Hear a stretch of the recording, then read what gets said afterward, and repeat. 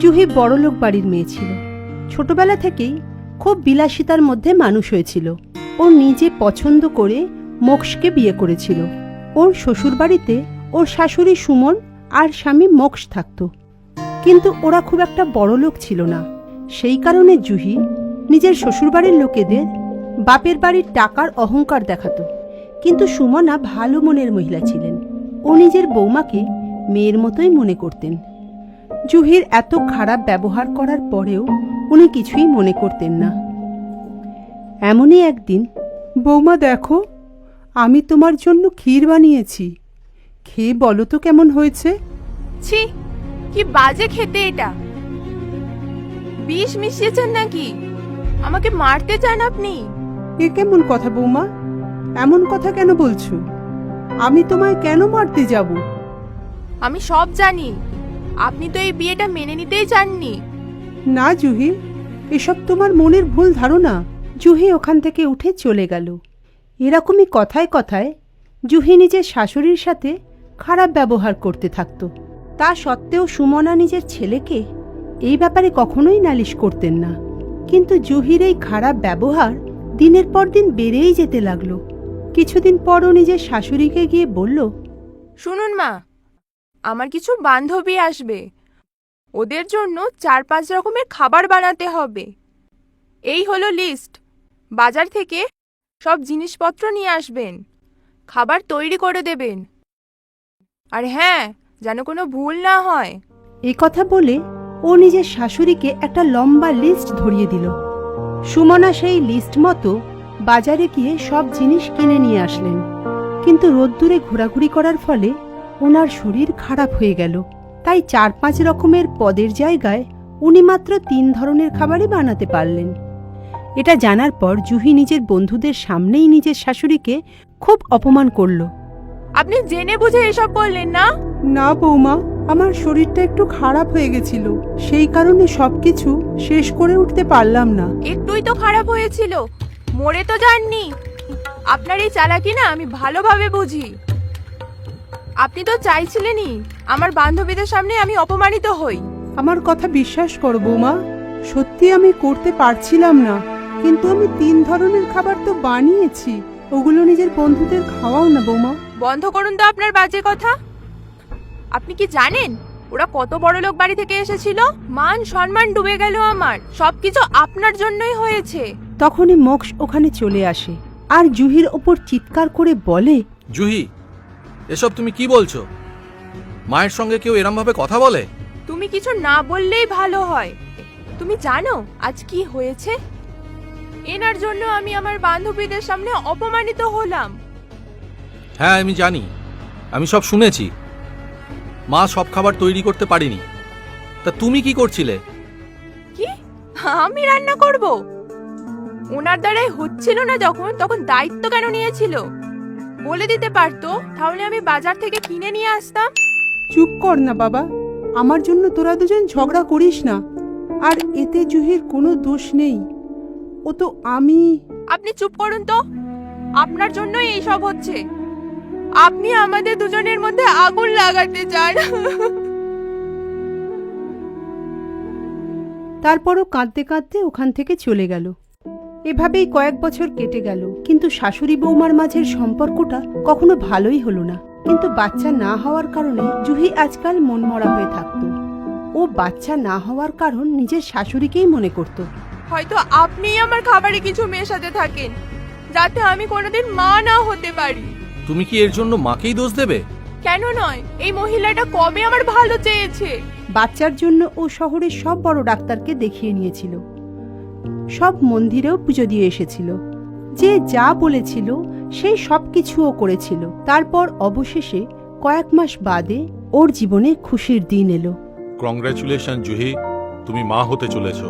জুহি, মোক্ষ আর সুমনা 3 জনেই খুব খুশি ছিল, কিন্তু ওদের 3 জনের খুশি বেশি দিন অবধি টিকল না। একদিন যখন জুহি সিঁড়ি থেকে নিচে নামছিল, তখন হঠাৎ পা ফসকে পড়ে গেল।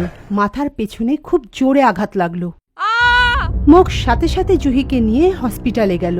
পেশেন্টের অবস্থা খুবই খারাপ, মাথার পেছনে আঘাত লাগার কারণে ও কোমায় চলে গেছে। ডাক্তারবাবু, বাচ্চাটার কি হবে? বাচ্চার বয়স মাত্র 3 মাস। জুহি এখন কোমায় চলে গেছে। এই অবস্থায় বাচ্চাটাকে বেশি দিন বাঁচানো সম্ভব নয়, আর এতে মায়ের জীবনেরও ঝুঁকি আছে। তাই অ্যাবর্শন করে দেয়াই ভালো।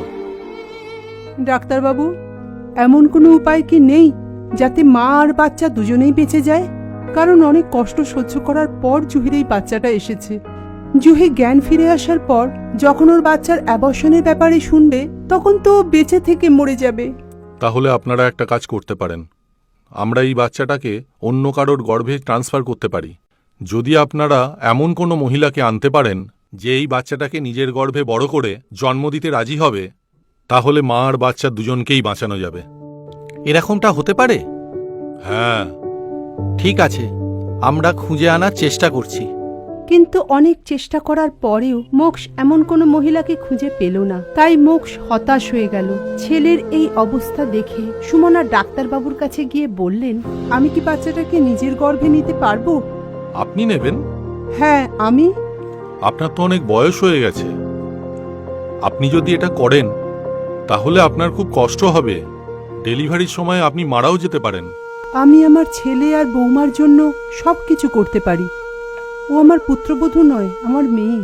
সুমনার অনেক অনুরোধের পর ডাক্তারবাবু রাজি হয়ে গেলেন। সুমনা যখন ডাক্তারের সাথে কথা বলছিলেন, তখন মোক্ষ ডাক্তারের সঙ্গে দেখা করতে এসেছিল। তাই মায়ের সব কথাও শুনে নিল আর এগিয়ে এসে মাকে কাঁদতে কাঁদতে প্রণাম করে বলল, মা, মা, আমাদের দুজনের খুশির জন্য তুমি নিজের জীবনকে কেন বিপদে ফেলছো? আমি যদি মা হয়ে এটা না করি তাহলে আর কে করবে বাবা? এর পরের দিনই ডাক্তার অপারেশন করে বাচ্চাটাকে জুহির থেকে নিয়ে সুমনার গর্ভে দিয়ে দিল। কিছুদিন হাসপাতালে থাকার পর সুমনা বাড়ি ফিরে এলেন। তারপর ধীরে ধীরে ওনার শরীরে পরিবর্তন দেখা দিতে লাগলো। ওনাকে দেখে পাড়াপড়শিরা উল্টোপাল্টা বলতে শুরু করে দিল। আরে এই বয়সে এসব কি চলছে গো? হ্যাঁ হ্যাঁ, আর দেখো কিরাম নির্লজ্জের মতো বাইরে ঘুরে বেড়াচ্ছে। ওর তো ঘরের মধ্যে মুখ লুকিয়ে বসে থাকা উচিত। ওর ছেলে ওকে ঘর থেকে বের কেন করে দিচ্ছে না? জানি না আর কি সব দেখতে হবে। কিন্তু সুমনা এই সব কথা চুপচাপ সহ্য করে নিতেন। এভাবে আস্তে আস্তে দিন কেটে যেতে লাগলো এবং অবশেষে অনেক কষ্ট সহ্য করার পরে অপারেশন করার পর সুমনা একটা মিষ্টি মেয়ের জন্ম দিলেন। অপারেশনের পর সুমনার শরীর খুবই খারাপ হয়ে গেল। 1 মাস হাসপাতালে থাকার পর আস্তে আস্তে ওনার শরীর একটু ভালো হতে লাগলো। তখন ওরা বাচ্চাটাকে নিয়ে বাড়ি ফিরে এলো। বাচ্চাটাকে নিয়ে পাড়া প্রতিবেশীদের মধ্যে কানাঘুষো হতে লাগলো। আরে দেখো দেখো, ঘোর কলিযুগ এসে গেছে। ছেলে নিজের মায়ের পাপকে নিজের কোলে নিয়ে ঘুরছে। বৌমা তো মনে হচ্ছে এই দুঃখেই ঘর ছেড়ে চলে গেছে। এসব শুনে মোক্ষ খুব রেগে গেল। তাই ও সবাইকে কিছু বলতেই যাচ্ছিল, কিন্তু সুমনা ওকে আটকে দিল। দাঁড়া মোক্ষ, ওদের সাথে লাগতে যাস না। ওদের সাথে আমাদের কোনো সম্পর্ক নেই। সুমনা আর মোক্ষ প্রতিবেশীদের সাথে সব সম্পর্ক তুলে দিল। সুমনা ওই বাচ্চাটাকে নিজের প্রাণের থেকে বেশি সামলে রাখত। এভাবে দেখতে দেখতে 6 মাস কেটে গেল।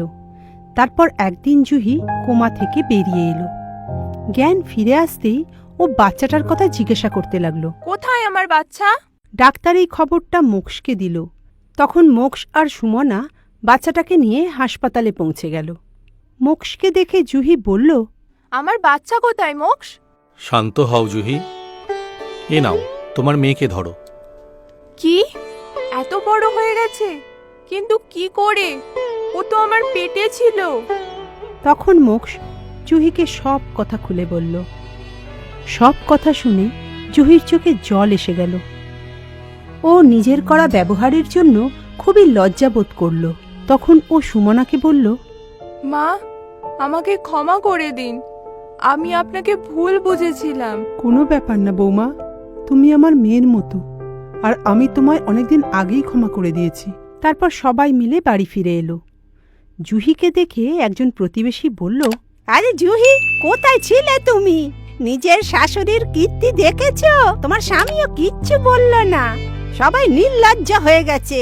এবার তুমি কিছু বলো মা। আপনারা জানেন আপনারা কি বলছেন এই দেবতুল্য মহিলাটিকে? লজ্জা করে না আপনাদের? না জেনে যা খুশি বলছেন।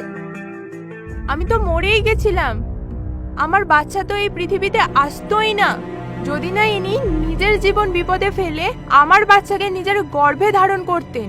এসব শুনে লোকের কথা বন্ধ হয়ে গেল, আর ওরা সুমনার কাছে ক্ষমা চাইল। সেদিন থেকে মোক্ষের পরিবার একটা ভরভরন্ত সুখী পরিবার হয়ে গেল।